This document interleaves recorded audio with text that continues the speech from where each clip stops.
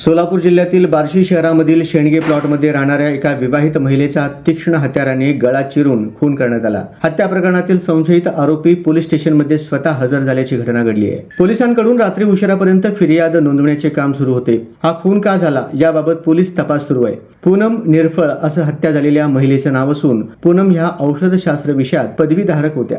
केतन प्रकाश जैन असं संशयित आरोपीचे नाव आहे। मिळालेल्या माहितीनुसार सोमवारी दुपारी 3 ते 5 वाजेच्या दरम्यान पूनम रोडे निरफळ यांचा तीक्ष्ण हत्याराने गळा चिरून हत्या झाल्याचा प्रकार उघडकीस आलाय। पती दुसऱ्या जिल्ह्यात कामासाठी जात असल्याने पूनम या आपल्या इयत्ता 6वी मध्ये शिकणाऱ्या मुलासह बार्शी येथे राहत होत्या। सोमवारी सायंकाळी 5च्या दरम्यान पूनम फोन घेत नसल्यामुळे घरी आलेल्या पतीने घर बंद असल्याचे कळाल्यामुळे गेटवरून घरात प्रवेश केला, तेव्हा त्यांना आपली पत्नी रक्ताच्या थारोळ्यात पडलेली आढळली। दरम्यान या प्रकरणातील संशयित आरोपी केतन प्रकाश जैन हा मध्यमवयीन युवक पोलीस स्टेशनमध्ये हजर झाला। केतन यांनी पोलिसांना मी सदर गुन्हा केल्याचे सांगितल्याची प्राथमिक माहिती आहे। पूनम रोडे निरफळ यांच्या हत्येबाबत अधिक तपास पोलीस निरीक्षक बालाजी कुकडे करत आहेत। पूनम रोडे या औषधशास्त्र विषयात पदवीधर होत्या। बार्शीत औषध प्रतिनिधी म्हणून नोकरी करत होत्या। त्यांच्या हत्येनं शहरासह जिल्ह्यात खळबळ उडाली असून पोलीस या प्रकरणी अधिक तपास करत आहेत।